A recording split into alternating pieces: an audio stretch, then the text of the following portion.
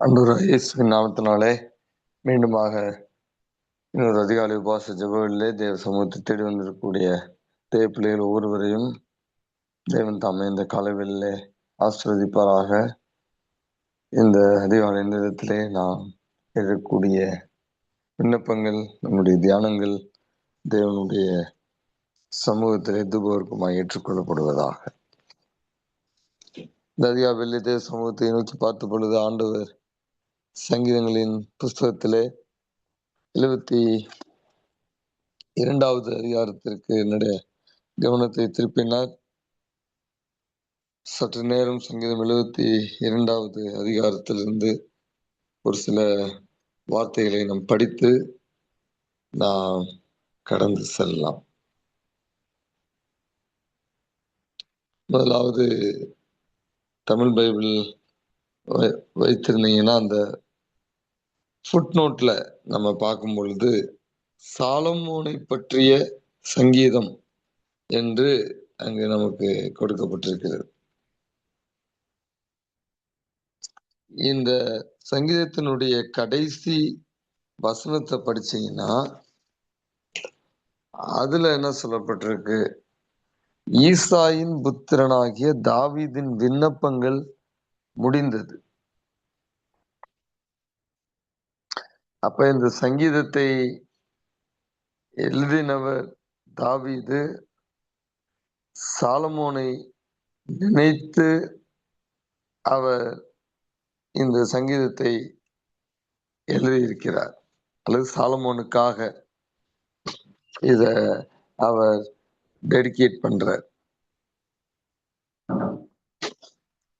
இதை நாம் மனதில் வைத்து இந்த சங்கீதத்தை படிக்கும் பொழுது நமக்கு ஆண்டவர் அநேக காரியங்களை நமக்கு உணர்த்துவார். முதல் வசனம், தேவனே ராஜாவுக்கு உம்முடைய நியாய தீர்ப்புகளையும் ராஜாவின் குமாரனுக்கு உம்முடைய நீதியையும் கொடுத்தருளும். அப்ப இந்த முதல் வசனத்திலே நாம் படிக்கும் பொழுது இந்த சங்கீதத்தை எழுதினவர் தாவீதாக இருக்கிறபடினாலே இரண்டு காரியத்தை நம்மால் இங்கு தெரிந்து கொள்ள முடிகிறது. தாவீது தனக்காக முதலாவது ஜெபிக்கிறார், அடுத்து தன்னுடைய மகனுக்காக அல்லது பிள்ளைக்காக ஜெபிக்கிறார்.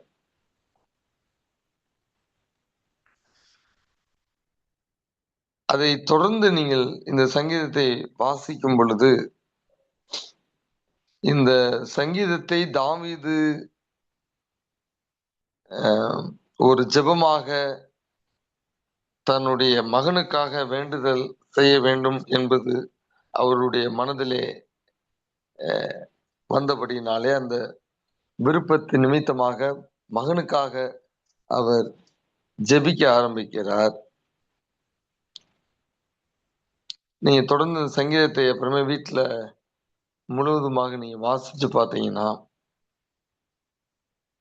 இந்த சங்கீதம் சாலமோனுக்காக பாடப்பட்டாலும் எவென்ச்சுவலி இதுல இருக்கக்கூடிய வசனங்களை நாம் பார்க்கும் பொழுது இது ஒரு மெசியானிக் சாமாக உருவெடுக்கிறது. அதாவது இயேசு கிறிஸ்துவினுடைய வருகையை குறித்து அல்லது இயேசு கிறிஸ்துவை பற்றியதான ஒரு சங்கீதமாக இந்த சங்கீதம் மாறுகிறது. நான் ஏன் இதெல்லாம் முதல்லவே சொல்றேன்னா மறந்துடுவேன் நேராக, அதனால ஒரு சம்மரி மாதிரி முதல் சொல்லிட்டு அப்புறமே நம்ம ஒவ்வொன்றா பார்க்க போறோம். நான் 3 விதமா இந்த சங்கீதத்தை பிரிக்கிறோம். இது தகப்பன் மகனுக்காக பாடின ஒரு சங்கீதம். அதற்கு பிறகு இது கிறிஸ்துவனுடைய வருகையை குறித்து கிறிஸ்துவுக்காக பாடப்பட்ட ஒரு கிறிஸ்துவை மேற்கோள் காட்டி பாடப்பட்ட ஒரு அல்லது அதற்காக வேண்டுதல் செய்யப்பட்ட ஒரு சங்கீதம். கிறிஸ்து வந்து மரித்த பிறகு எப்படி அவருடைய அரசாட்சி என்றென்றைக்கும் இருக்கும் என்பதை இந்த சங்கீதத்தினுடைய ஒரு பகுதி சொல்லுகிறது. ஆனா எவென்ச்சுவலி அது கடைசியா அரங்கேறக்கூடியது. ஆனா இயேசு மேசியாவாக இந்த பூமிக்கு வந்து மரித்த பிறகு நீங்களும் நானும் ராஜாக்களாய் ஆசாரியர்களாய் உருவெடுப்பதையும் நாம் புதிய ஏற்பாடு முழுவதும் வாசிக்கிறோம். ஸோ பலவிதத்திலே இந்த சங்கீதம்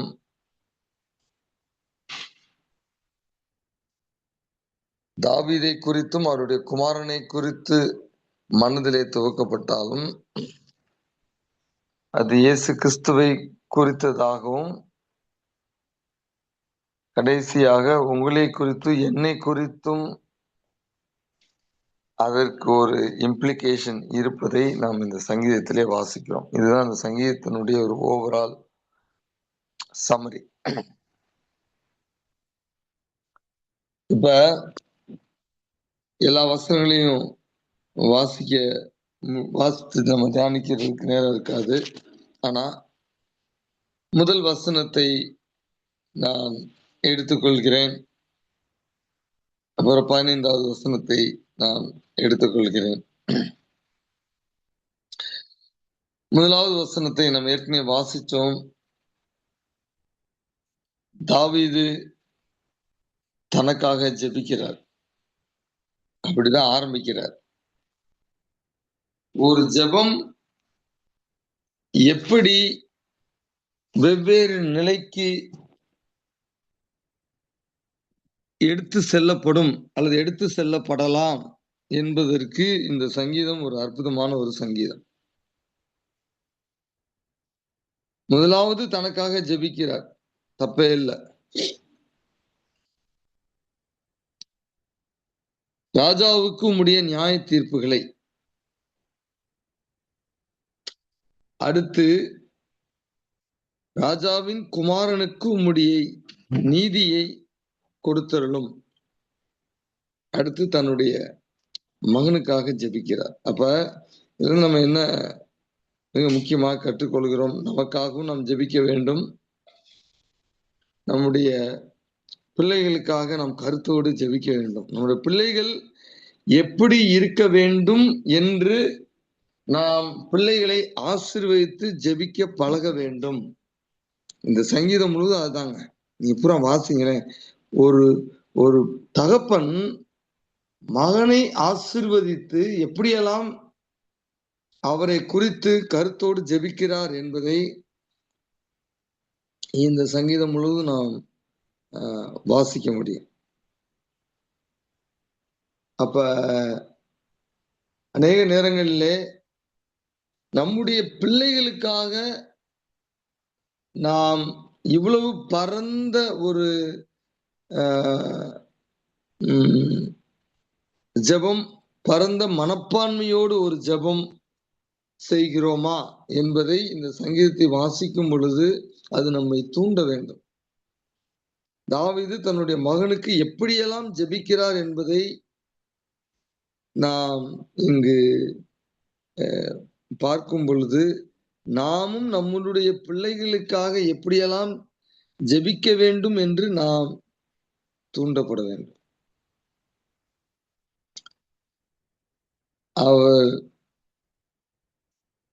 அவருடைய மெயின் போக்கஸே இந்த சங்கீதத்தினுடைய ஒரு ரெக்கரிங் தீம் என்னன்னா, திரும்பி திரும்பி அவர் சொல்லக்கூடிய காரியம் என்னன்னா,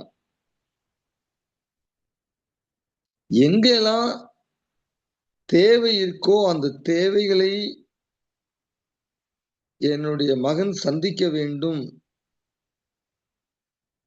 எளியவர்கள், உதவியற்றவர்கள், பலவீனர்கள் அப்படிங்கிற இப்படிப்பட்ட வார்த்தைகள் அதிகமாக இந்த சங்கீதத்திலே வருகிறது. அப்ப தாவீது தன்னுடைய மகன் சமுதாயத்திலே தள்ளப்பட்டவர்களுக்காக ஒரு ஒரு இருதயம் இருக்க வேண்டும், அவர்களுடைய தேவைகளை அவர் சந்திக்கக்கூடியவராக இருக்க வேண்டும் என்று சொல்லி தன்னுடைய மகனுடைய ஆட்சிக்காக அவர் ஜெபிக்கிறார். அவர் இன்னும் நீங்க ஒரு சில வசனங்கள்ல படிச்சு பார்த்தீங்கன்னா, ஒரு ரிச் கிஃப்ட்ஸ், அதாவது விலையேறப்பட்ட வெகுமதிகளை தன்னுடைய மகன் பெற்றுக்கொள்ள வேண்டும் என்று சொல்லி அதற்காக அவர் அடிக்கடி ஜெபிப்பதை நாம் இந்த சங்கீதத்திலே வாசிக்கிறோம். 10வது வசனத்திலே தர்சீஷின் ராஜாக்களும் தீவுகளின் ராஜாக்களும் காணிக்கைகளை கொண்டு வருவார்கள். ஷேபாவிலும் உள்ள ராஜாக்கள் வெகுமானங்களை கொண்டு வருவார்கள்.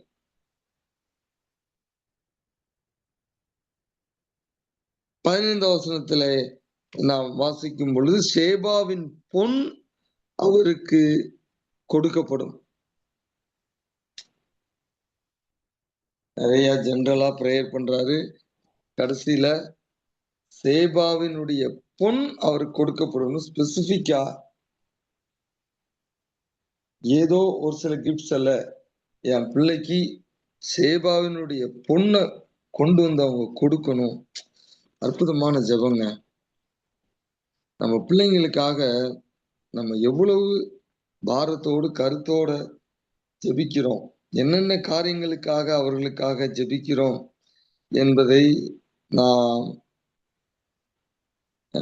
இங்கு ஆழமாக படிக்க முடியும். 15வது வசனத்தை நான் எடுத்து உங்களுக்கு கொஞ்ச நேரம் பேசி நம்ம ஜெபம் பண்ணி முடிச்சிருவோம். அவர் பிழைத்திருப்பார். தாவீதிற்கு தன்னுடைய குமாரனின் நிமித்தமாக ஜெபிக்க வேண்டும் என்று அவர் நினைத்த பொழுது முதலாவது அவர் மனதிலே வந்தது his life. அவன் பிழைக்க வேண்டும், அவன் வாழ்வடைய வேண்டும், அவனுடைய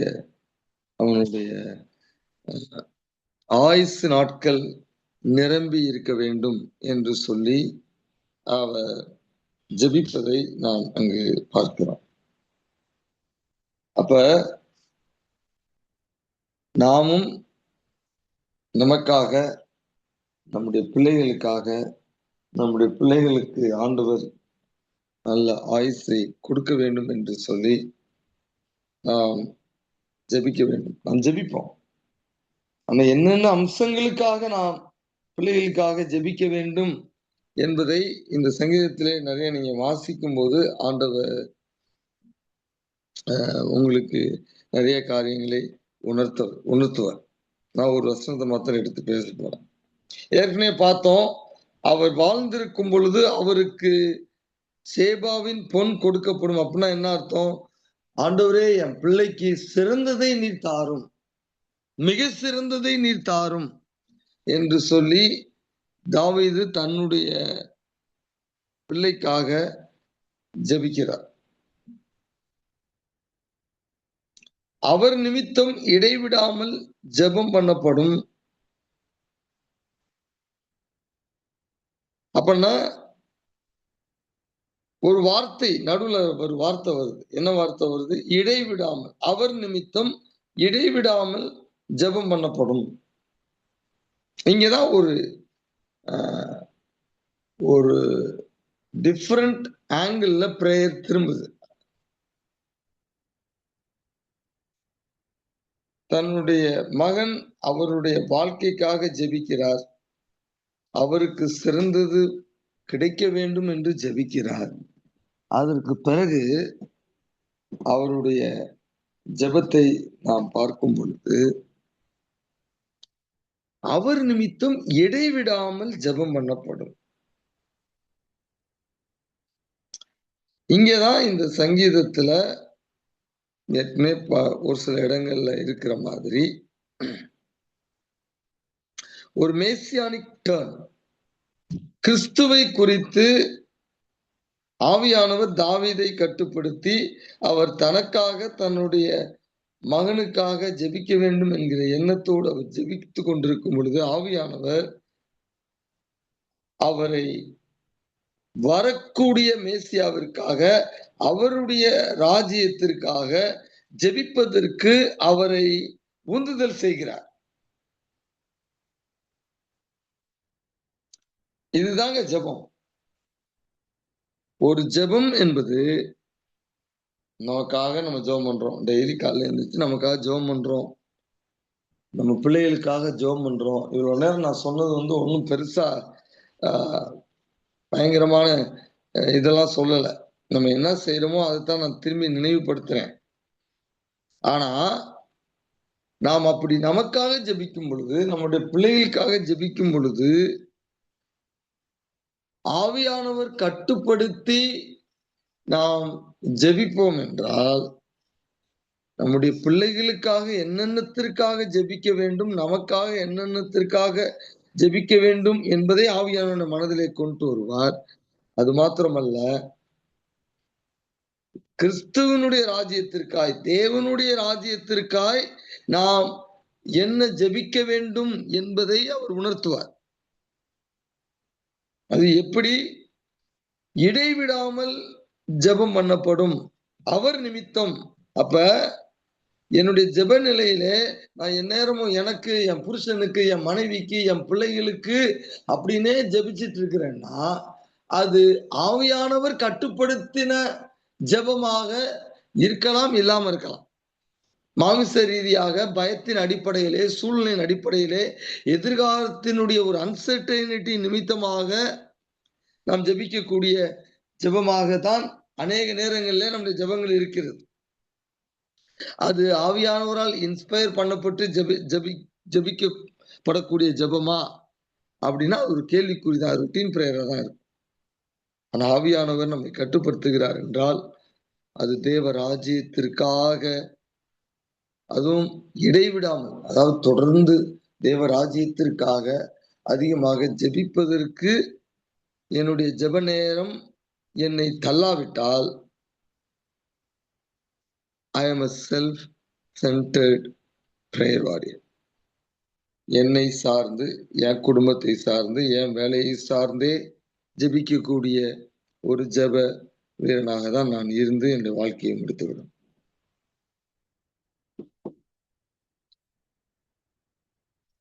மிக முக்கியமான ஒரு காரியங்க. பாருங்க, அடுத்த பிரேஸ், என்னாலும் ஸ்தோத்தரிக்கப்படுவார். கண்டிப்பா இது சாலமோனுக்காக கிடையாது. சாலமோனுக்கு ஸ்தோத்திரம் செலுத்தணுங்கிற அவசியம் இல்லை தாவீது. அப்ப இது தேவனை குறித்து அல்லது இயேசு கிறிஸ்துவை குறித்து அவர் சொல்லக்கூடிய, நீங்க பாத்தீங்கன்னா ஆல்டர்னேட் ஆயிட்டே இருக்கும். தன்னுடைய மகனுக்காகவும் சொல்லக்கூடியதா இருக்கும், டக்குன்னு அப்படியே அது மேசியாக்கு எக்ஸ்டெண்ட் ஆகும். இப்படி பாடினோடனே அடுத்த வசனத்தை பார்க்கும்போது, பூமியிலே மலையின் உச்சிகளில் ஒரு பிடி தானியம் விதைக்கப்பட்டிருக்கும், அதன் விளைவு லீபனோனை போல அசையும், பூமியின் புல்லை போல நகரத்தார் செழித்தோங்குவார்கள். இப்ப பையனுக்காக ஜெபம் பண்றேன். அப்புறம் திரும்பி நீங்க அந்த சங்கீதத்துல பாத்தீங்கன்னா அடுத்து ராஜ்யத்திற்காக அல்லது கிறிஸ்துவுக்காக ஜெபம். உதாரணத்துக்கு 18ஆம் வசனத்தை எடுத்து பாத்தீங்கன்னா, இஸ்ரவேலின் தேவனா இருக்கிற கர்த்தராகி தேவனுக்கு ஸ்தோத்திரம், அவரே அதிசயங்களை செய்கிறவர். அப்ப நீங்க உங்களுக்காக, உங்க குடும்பத்திற்காக நீங்க ஜெபிக்கும் பொழுது உங்களுடைய ஜெபத்தை ஆண்டவர் தனக்காக அல்லது தன்னுடைய ராஜ்யத்திற்காக ஜெபிப்பதற்கு உங்களை பயன்படுத்தும் பொழுது அதற்கு பிறகு மீண்டும் உங்களுக்காக ஸ்பெசிபிக்கா ஒரு சில ஜெபங்களை ஆண்டவர் கொடுப்பார். தீர்க்க தரிசனமான ஜெபங்களை உங்களுக்காக உங்கள் பிள்ளைகளுக்காக கொடுப்பார். மீண்டுமாக அவருடைய ராஜ்யத்திற்காக நீ ஜெபிப்பதற்கு தூண்டுவார். இப்படி மாறி மாறி நாம் ஜெபிப்பதற்கு ஆவியானவர் நம்மை பயிற்றுவிப்பார். இதுதாங்க முக்கியம். இதுதான் முக்கியம்.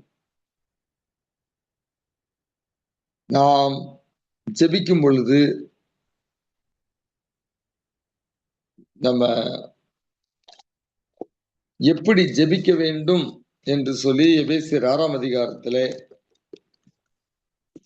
நமக்கு ஒரு நல்ல ஒரு வசனம் கொடுக்கப்பட்டிருக்கிறது. எபேசியர் 6ஆம் அதிகாரத்திலே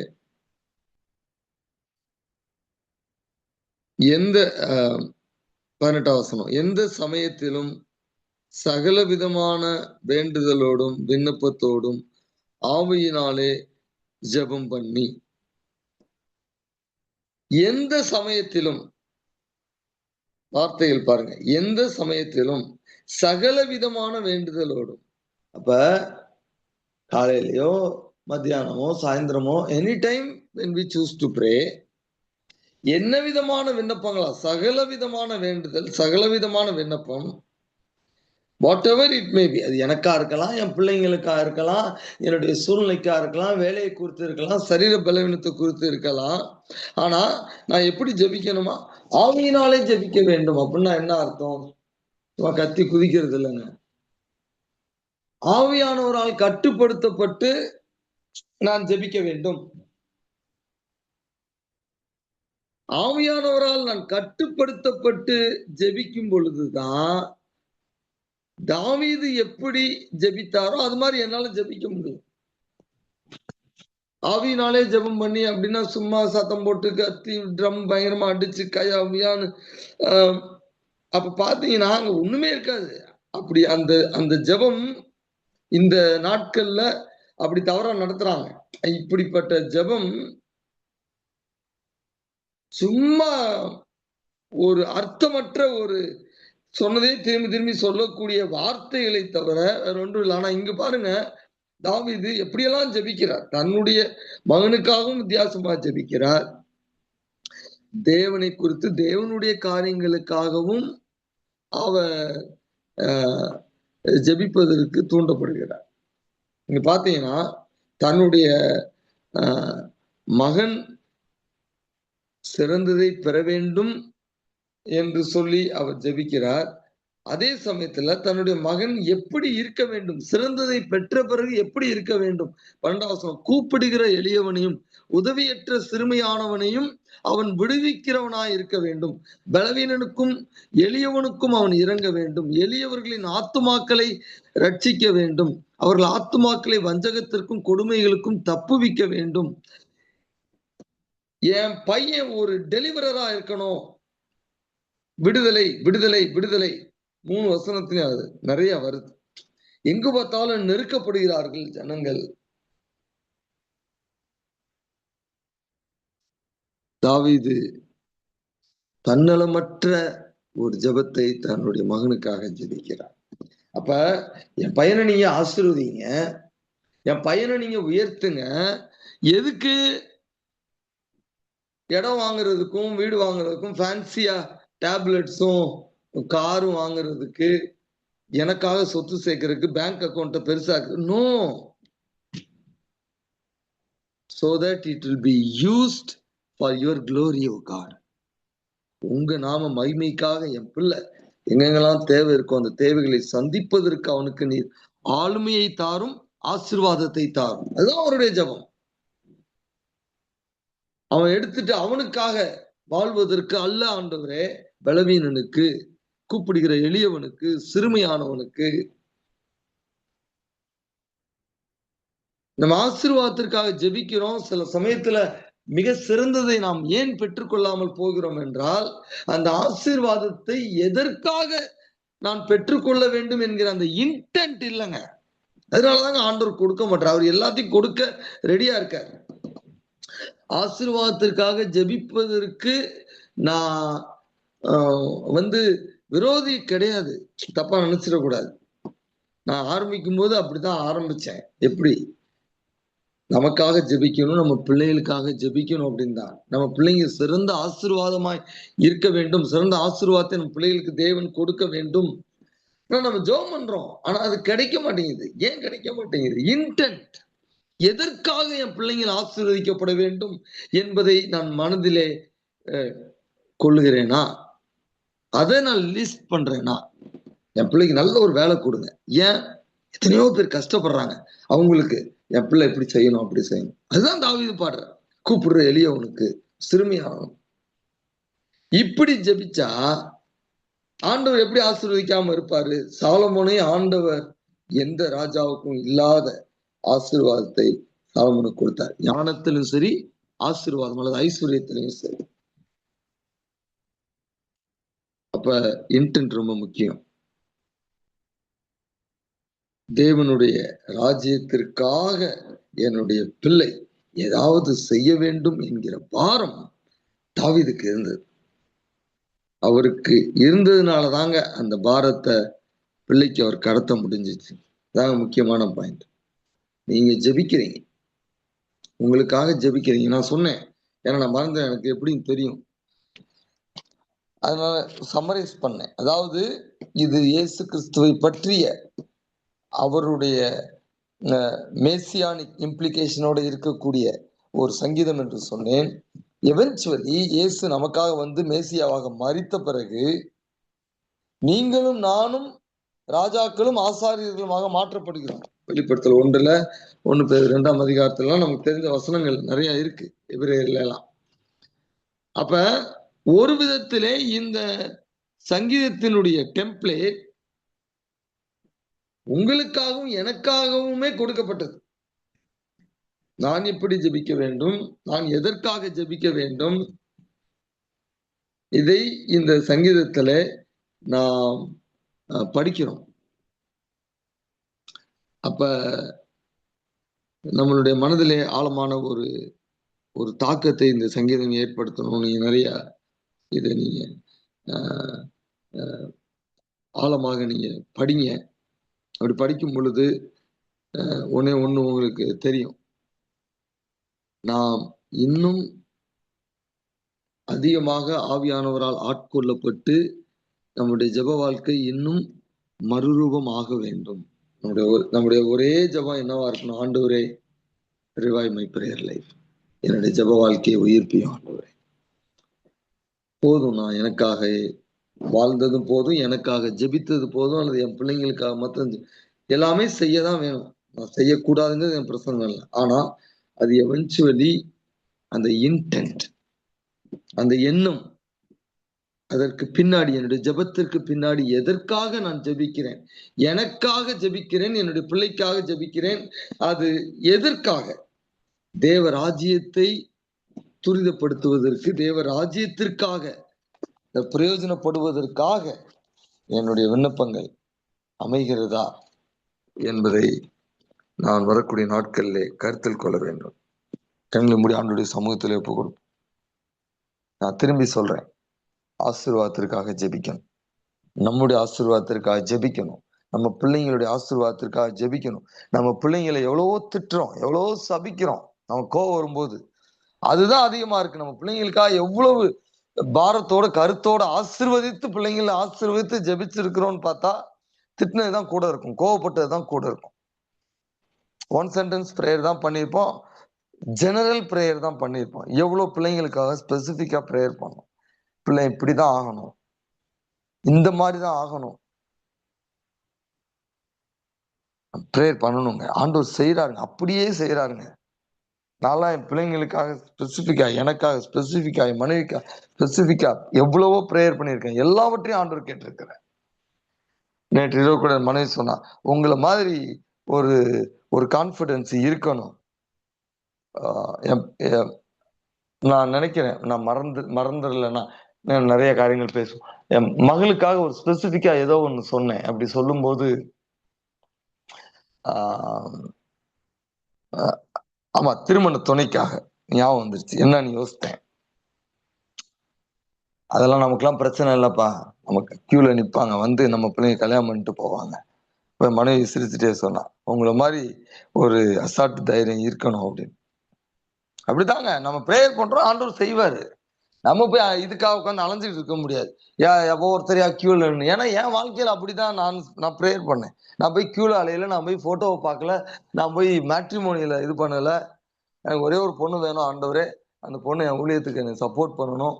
ஸ்பெசிஃபிக்கா ப்ரேயர் பண்ணேன். இதுதான் நான் பண்ண ப்ரேயர். இன்டென்ட் வந்து கிங்டம். அமெரிக்காவில் உட்காந்துட்டு ப்ரேயர் பண்றேன். ஒருவேளை என்னை நீங்க அங்கிருந்து ஊழியத்துக்கு அழைச்சிங்கன்னா, எங்க எங்க உட்காந்துட்டு வாழ்க்கை முழுவதும் அமெரிக்காவுக்கு போகணும்னு நினைச்சேன். அமெரிக்காவுக்கு எடுத்துட்டு போன பிறகு அங்க உட்காந்துட்டு எப்படி ப்ரேயர் பண்றேன்? ஒருவேளை ஊழியத்துக்கு எப்படி இது ப்ரேயர் பண்ண முடியும்? ஆவியானவர் ஆட்கொண்டதுனாலதான்.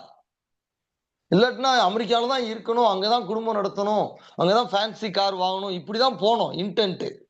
ஆனா அங்க போய் ஆவியானவர் நம்மை ஜெப நேரத்திலே, இரவு நேரத்திலே எழுப்பி, நம்ம ஐடில வேலை பார்த்தாலும் நைட் 2 மணிக்கு எந்திரிச்சு, 2:30 மணிக்கு எந்திரிச்சு ஜெபிக்கிறோம். ஜெபிக்கும் பொழுது ஆவியானவர் இன்னைக்கு நான் இருக்கிறத நீங்க பார்க்காதீங்க. இன்னைக்கு நான் முன்னேற ஊழியம் செய்றேன் இருக்கேன்னா அப்படின்னு நினைக்கலாம். இல்ல, இது இன்னைக்கு இல்ல. இன்னைக்கு நான் இப்படி இருக்கிறது அன்றைக்கு அமெரிக்காவில வேலை பார்த்தப்ப, ஒரு ஐடில இருந்தப்ப பண்ண ஜெபம். ஆவியானவரை ஆட்கொண்டு ஜெபிக்க வைத்தது. அப்ப இன்னைக்கு என் மனைவி என்னை வச்சு சோறு போடுறா. அவ வேலை பார்க்கிறா. அடிக்கடி என் மனைவி சொல்லுவா, என் பிள்ளைங்க சொல்லுவாங்க, பிறந்தா உங்களை மாதிரி பிறக்கணும். ஜம்முன்னு வீட்டிலேயே உட்காந்து ப்ரேயர் பண்ணிக்கிட்டு நக்கலா தான் சொல்லுவாங்க. இருந்தாலும் எனக்கு சந்தோஷம் தான். ஏன்னா நான் ஏதோ சும்மா இல்லை, நான் ஆண்டவருக்காக வாழுகிறேன், ஆண்டவருடைய ராஜ்யத்திற்காக ஓடிக்கொண்டிருக்கிறேன். நிற்காம ஓடிக்கொண்டிருக்கிறேன். இவ்வளவோ உபாதைகள் மத்தியில ஓடிக்கொண்டிருக்கிறேன். அதெல்லாம் நம்ம சொல்றது இல்லை அடுத்தவங்கள்ட்ட. நான் ஏன் இதை திரும்பி திரும்பி சொல்றேன்? உங்க இன்டென்ட் கரெக்டா இருக்கணுங்க. நீங்க எங்க வேணாலும் இருங்க, நீங்க எங்க வேணாலும் வேலை பாருங்க. ஆனா உங்க இன்டென்ட், நானும் என்னுடைய வீட்டாரும் கர்த்தரையே சேவிப்போம். யோசுவா மாதிரி அந்த இன்டென்ட் இருந்தா யோசுவாவை உயர்த்தி சூரியனை கூட நிப்பாட்ட வைப்பார். உங்களையும் intend should be for Christ and his kingdom. கண்களை மூடி ஜெப நிலையில இருக்கிறோம். உள்ளா ஏத்துவோம். அதை போதுங்க, நமக்கா சீக்கிரம் முடிய போதுங்க உலகம். எதுவுமே நிக்க போறது இல்லைங்க. எதையுமே நீங்க கொண்டு போக போறது இல்லை. ஆண்டவர்கிட்ட ஒப்பு கொடுங்க. ஆண்டவரே, என் பிள்ளை இப்படி ஆசீர்வதிங்க, அப்படி ஆசீர்வதிங்க.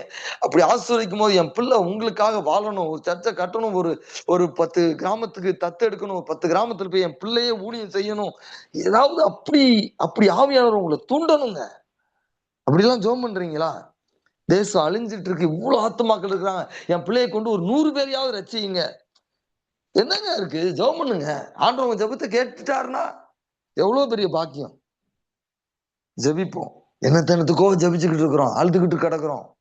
அவன் பேச மாட்டான், இவ பேச மாட்டா, பேசாட்டினா போறான், விடுங்க. ஆண்டவர் உங்களோட பேச ரெடியா இருக்காரு. வேற என்ன வேணும்? இன்டென்ட் கரெக்டா இருந்தாங்க, நம்ம அழுகணும்னு அவசியமே இல்லை. எதை குறித்தும் மனைவி பேசாம இருக்கலாம், புருஷன் பேசாம, பிள்ளை அவசியமே இல்லை. நீங்க போய் ஆண்டவருக்காக ராஜ்யத்திற்காக செய்யும் போது அவங்களை எல்லாம் கொண்டு வந்து உங்க காலில் போட்டுருவார். ஆண்டவர்கிட்ட ஒப்பு கொடுங்க. எந்நேரமும் வியாதிக்காகவும், எந்நேரமும் உங்களுக்காக உங்க வேலைக்காகவே ஜெபித்த காலங்களை விட்டு விட்டு, ஆண்டவர் என்னை ஆட்கொண்டு எதற்காக ஜெபிக்க வேண்டும் என்று தூண்ட போறார். இன்னைக்கு அந்த எதிர்பார்ப்போட ஜெபத்துல போனுங்க. அப்படிதாங்க நான்லாம் போய் 2 மணி நேரம் 3 மணி நேரம் உட்காடுறேன். என்னால ஏன் ப்ரேயர் பண்ண முடியும்? சும்மா ரொட்டீன் ப்ரேயர் பண்றதுக்கு எதுக்கு 2 மணி நேரம்? என்ன இன்னைக்கு ஆவியானவர் நமக்கு உணர்த்த போறார்? எங்க நம்மளை யார கொண்டு வர போறார்? எங்க போக போறோம்? இன்டென்ட் திரும்பி திரும்பி அந்த வார்த்தையை மனசுல வச்சுக்கோங்க. தமிழ்ல கரெக்டா மொழிபெயர்க்க தெரியல, ஆனா அவங்க எல்லாருக்கும் புரியும். என்னுடைய பின்னணி, நான் ஜெபிப்பதற்கு பின்னாடி என் பிள்ளைக்காகவோ எனக்காகவோ, why I am praying for what I am praying. நான் எதுக்காக ஜெபிக்கிறேன்? எனக்காக ஜெபிக்கும் போது அது ரொம்ப முக்கியம். அது சரியா இருந்துச்சுன்னா இன்டென்ட், உங்க பிள்ளைங்களுக்கும் சரி உங்களுக்கும் சரி ஆண்டவர் சிறந்ததை கொடுப்பாருங்க. நீங்க அனுபவிக்கலாம். இந்த பூமியிலும் வாழலாம், வரக்கூடிய உலகத்திலும் நீங்க ஆளுகை செய்யலாம்.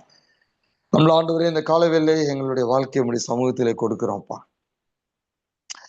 ஒருவேளை ஆண்டவரே, இந்த காலை வேளையிலே நீர் எங்களோடு பேசி கொண்டிருக்கிறீர். நாங்க இன்னும் அதிகமாக உம்முடைய காரியங்களுக்காக ஜெபிப்பதற்கு ஆவியானவர் எங்களை கட்டுப்படுத்த வேண்டும் என்று நீ விரும்புகிறீர் போல் இந்த காலவெளியில எங்களோடு நீங்க பேசியிருக்கிறீங்கப்பா. ஆண்டவரே, எங்க வாழ்க்கை சொற்ப காலம்தான் வாழப் போகிறோம். இந்த சொற்ப காலத்திலே நாங்கள் ஒரு பெரிய இம்பாக்டை கிரியேட் பண்ணுவதற்காக நாங்கள் வாழுவதற்கு ஆண்டவரே நீர் எங்களுக்கு ஒரு பெரிய சாக்கியத்தை கொடுத்திருக்கிறீர். இதை நாங்கள் பயன்படுத்தும்படியாய் எங்களுக்கு எல்லாவற்றையும் கொடுக்கக்கூடிய எங்கள் தேவனிடத்திலே அப்பா நாங்கள் ஜெபிக்கும் பொழுது நிச்சயமாக எங்களுக்காக நாங்கள் பெற்றுக்கொள்கிறோம். ஆவியானவர் எங்களை தூண்டுதல் செய்கிற விதமாக உடைய ராஜ்யத்தை விரிவுபடுத்துவதற்காகவும் நாங்கள் ஜெபிப்பதற்கு எங்களுக்கு ஒரு தருணத்தை நீர் கொடுக்கிறீர். எவ்வளவு பெரிய பாக்கியம். Co-laboring with you, O God, for your purposes, the highest possible blessing. ஆண்டவரே, உங்க ராஜ்யத்திற்காக உங்களோடு இணைந்து சேவை செய்வதற்காக நாங்கள் தூண்டப்படுவது என்பது அது மிகப்பெரிய ஒரு பாக்கியம். அந்த பாக்கியத்தை எங்களுக்கு நீர் ஒவ்வொரு நாளும் தாங்க.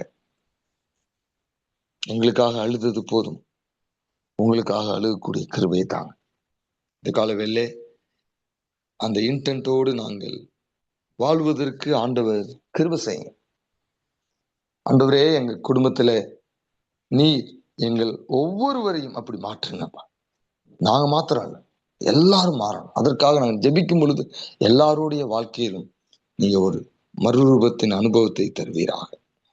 நம்மள தேவனே, என்னோட ஜெபிக்கக்கூடிய அன்பான நம்முடைய பிள்ளைகள் மனதின் ஆழத்துல என்னென்ன தேவைகளோடு இந்த காலை வேளையிலே வந்திருக்கிறார்களோ, நெடுநாள் தேவைகளாக இருக்கலாம், நெடுநாள் ஜெபித்தும் பதில் வரவில்லையே என்று நினைக்கலாம். ஆண்டவரே, இந்த நாளிலே ஆவியானவர்கள் ஆட்கொண்டு எதற்காக எப்படி ஜெபிக்க வேண்டும் என்பதை பிள்ளைகளுக்கு கற்றுக் கொடுத்து அவர்களுடைய நெடுநாள் விண்ணப்பங்களையும் ஆண்டவர் நிறைவேற்றி கொடுப்பீராக என்று ஆசீர்வதித்து ஜெபிக்கிறேன். தேவ சமாதானம், தேவனுடைய ஆரோக்கியம் பிள்ளைகளை ஆட்கொள்ளட்டும். பலவீனத்தோடு பிள்ளைகள் இந்த காலவெளியில வந்து உண்மை நோக்கி ஜெபிப்பார்கள் என்றார். தேவனே, உங்க சூழ்நிலைக்கும் கரத்தை நீட்டுங்கப்பா, அற்புதத்தை செய்யுங்க என்று நாங்கள் ஜெபிக்கிறோம். அன்புள்ள தேவனே, பிள்ளைகளுக்காக ஜெபிக்கக்கூடிய பிள்ளைகள், இழப்பை சந்தித்து ஜெபிக்கக்கூடிய பிள்ளைகள், ஆண்டவரே, வேலை நிமித்தமா இருக்கக்கூடிய பிரச்சனைகளுக்காக ஜெபிக்கக்கூடிய பிள்ளை, உறவு ரீதியான பிரச்சனைக்காக ஜெபிக்கக்கூடிய பிள்ளை, எல்லாராக இருந்தாலும் அவர்களுடைய தேவைகளை தேவனை இந்த காலவேளையிலே நம்மிடத்திலே வைக்கும் பொழுது அதை நீ சந்திப்பீராக. உனக்கு நன்றி செலுத்துகிறவங்களுடைய ஜெபத்தை எல்லாம் கேட்டு உடைய பிள்ளைகளை நீ ஆசீர்வதித்து அனுப்பினதற்காக இயேசுவின் நாமத்தில் கேட்கிறோம் பிதாவே, ஆமென். தேவன் தமிழ் ஆசீர்வதிப்பாராக. கடந்து போகணுங்கிறவங்க நீங்க கடந்து போகலாம். உங்கள் விண்ணப்பங்களை வைக்க வேண்டும் என்கிறவர்கள் உங்கள் விண்ணப்பத்தை வைக்கும்படி கேட்டுக்கொள்கிறேன்.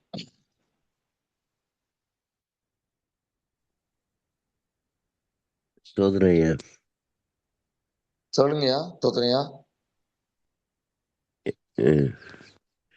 எனக்காக கொஞ்சம் ப்ரேயர் பண்ணுங்க ஐயா. கொஞ்சம் கலகம் ஒரு சில நாட்களாக அதிக நேரமாக என்னால் பைபிள் வாசிக்க முடியவில்லை.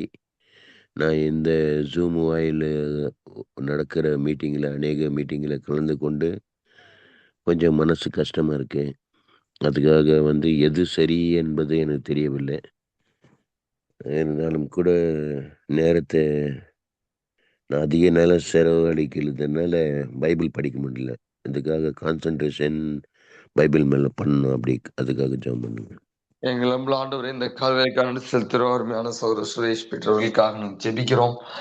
கர்த்தாவே, அவருடைய வாழ்க்கையில் இருக்கக்கூடிய ஆண்டவரே அன்சர்டனிட்டி, அது நிமித்தமாக ஆண்டவரே அவருடைய மனதை அவங்க ஃபோக்கஸ் பண்ண முடியாமல் இருக்கும் பொழுது, குறிப்பாக உமக்கு அடுத்த காரியங்கள், வேதத்தை வாசிக்கக்கூடிய காரியங்களில் ஒரு கவனத்தை ஈர்க்கக்கூடிய அந்த ஒரு மனநிலையை நீர் கொடுக்க வேண்டும் என்று சொல்லி இடத்துல விண்ணப்பத்தை வைக்கிறார்கள். ஆண்டவர் அந்த கிருபையை இப்பொழுதிருந்தே கொடுப்பீராக. இந்த நாளிலிருந்தே வேதத்தை அவர் நலமுறையிலே வாசிப்பதற்கப்பா, அவர் உன்னுடைய மன விருப்பத்தின்படி உனக்கு தந்தருள்வாராக என்ற வார்த்தையின்படி இந்த விருப்பத்தை ஆண்டவர் நிறைவு செய்து வேதத்தை படிக்கும்படியாய், நன்கு ஜெபிக்கும்படியாய் ஆவியானவர் அவரை ஆட்கொள்ளுங்க, உந்துதல் செய்யுங்க. அந்த மனநிலையை நீங்க தாங்க. எந்த கஷ்டங்கள் நிமித்தமாக இந்த டிஸ்ட்ராக்ஷன் இருக்கிறதோ, அந்த கஷ்டங்களை, அந்த ரூட் காசை ஆண்டவர் அழித்து போடுங்க. அந்த சூழ்நிலைகளை மாற்றுங்க. குடும்பம் முழுவதும் உடைய ஆசீர்வாதம் தங்கட்டும். இயேசுவின் நாமத்தில் பிதாவே, ஆமென். என்னுடைய பையனுடைய ஆவிக்குரிய உறவு, தேவனோடு கொண்டிருக்கக்கூடிய இந்த ஆவிக்குரிய உறவிற்காக ஜெபியுங்கள் என்று கேட்டுக்கொண்டிருக்கிறாங்க. அன்புள்ள ஆண்டவரே, அருமையான இந்த சகோதரி, அவர்களுடைய பையன், அவங்க யார் உங்களுக்கு தெரியும்ப்பா. அவங்களுக்காக நாங்கள் ஜெபிக்கிறோம். தம்பி ஆவிக்குரிய வாழ்க்கையிலே உம்மோடு நெருங்கி இருக்க வேண்டும், போல மாற வேண்டும் என்கிற அந்த தாயினுடைய ஜெபத்தை ஆண்டவர் கேட்டு ஒரு அற்புதத்தை நீங்க செய்வீராக என்று நாங்கள் உம்மிடத்தில் ஜெபிக்கிறோம். கர்த்தர் தாமே உணர்த்துதல்களை அந்த மகனுக்கு கொடுத்து, அந்த மகன் தேவனுக்கு பிரியமான மகனாக வாழ்வதற்கு, தேவனுக்குள்ளாக வளரக்கூடிய ஒரு மகனாக வாழ்வதற்குரிய கிருபைகளை நீ கொடுப்பீராக. குடும்பம் முழுவதற்கும் இருக்கக்கூடிய எல்லா தேவைகளையும் தேவன் சந்திப்பீராக. அவர்களுக்கு சத்ருவினுடைய போராட்டங்கள், தகப்பனிடத்திலே இருந்து வரக்கூடிய போராட்டங்கள், சகோதரியிடத்தில் இருந்து வரக்கூடிய போராட்டங்கள் எல்லாவற்றிலிருந்தும் தேவன் நிரந்தரமான ஒரு விடுதலை கொடுப்பீராக. அவர் செய்யக்கூடிய தொழிலை ஆசீர்வதிப்பீராக. நமக்கு நன்றி. எங்கள் விண்ணப்பங்களை கேட்டதற்காக இயேசுவின் நாமத்தில் பிதாவே, ஆமென்.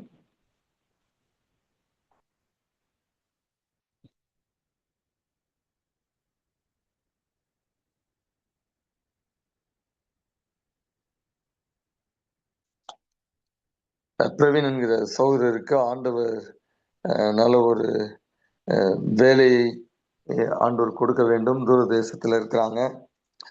ஆண்டவர் அவங்களுக்கு நல்ல ஒரு வேலையை கொடுக்க வேண்டும் என்று சொல்லி அன்புள்ள ஆண்டவரே, ஒரு பிரவீனுக்காக நாங்கள் ஜெபிக்கிறோம். கர்த்தாவே, அவருக்கு ஆண்டவர் ஏற்ற வேலையிலே நல்ல ஒரு வேலையை கட்டளையிடுங்கப்பா. தூர தேசத்தில் இருக்கும் பொழுது வேலை இல்லாமல் இருப்பது மிகவும் கடினமான ஒரு காரியம். ஆண்டவர் அறிவீர்.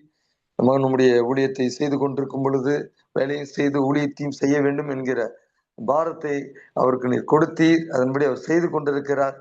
ஆனாலும் ஆண்டவரே, வேலை இல்லாமல் போய்விட்டது. கர்த்தர் ஒரு அற்புதத்தை செய்து அந்த மகனுக்கு அந்த ஒரு சீக்கிரமாக ஒரு வேலை வாய்ப்புக்கான ஒரு கால் வருவதற்கு ஆண்டவர் அனுகிரகம் பண்ணுங்க. நமக்கு நன்றி செலுத்துகிற விண்ணப்பத்தை கேட்டதற்காய் இயேசுவின் நாமத்தில் பிதாவே, ஆமென்.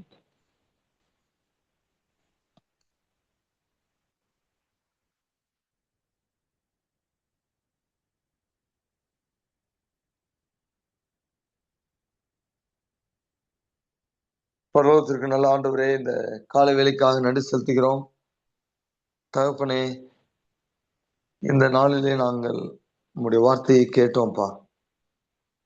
உங்க ராஜ்யத்திற்காக ஜெபிப்பதற்கு நாங்கள் தூண்டப்பட வேண்டும். எங்களுடைய ஜெப நிலையிலே அல்ல ஜெப வாழ்க்கையிலே அந்த கிங்டம் இன்டென்ட் இருக்க வேண்டும் என்று சொல்லி நாங்கள் இந்த நாள் ஆவியானவரால் தூண்டப்பட்டோம். தகப்பனே, எங்களுடைய வாழ்க்கையிலே வரக்கூடிய நாட்களிலே அப்படிப்பட்ட கிருபைகளை நீர் அதிகமாக கொடுப்பீராக என்று ஜெபிக்கிறோம். எங்களுக்கும் எங்கள் குடும்பங்களுக்கும் ஆண்டவரே, சாலமோனுக்கு தாவீது ஜெபித்தது போல நாங்கள் ஜெபிப்பதற்கு எங்களுக்கு கற்றுத்தாங்க. எங்க பிள்ளைங்களுக்கு எங்களுக்கு சிறந்ததை நீங்க தாங்க. என்னோடு இணைந்து ஜெபிக்கக்கூடிய எல்லாருக்காகவும் நான் ஜெபிக்கிறப்பா. எல்லாருக்கும் நீங்க சிறந்ததை கொடுப்பீராக என்று ஆசீர்வதித்து ஜெபிக்கிறப்பா. நம்மள ஆண்டவரே, நாளை தினத்திலே சிஎம்சிலே ஒரு செக்கப்புக்காக செல்லக்கூடிய அருமையான சகோதரருக்காக நாங்கள் ஜெபிக்கிறோம்.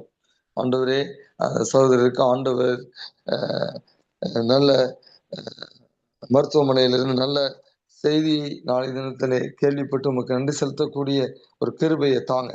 குறிப்பாக அந்த மகன் மோடு நெருங்கி வாழ்வதற்கு, உமக்கு சாட்சியாய் இருப்பதற்கு, உலகத்தின் ஆசைகள் உலகத்தின் காரியங்களை விட்டு விட்டு தெய்வத்தை பிடித்து கொண்டு வாழ்வதற்குரிய கிருபைகளை நீங்க தர வேண்டும் என்று ஜெபிக்கிறோம்.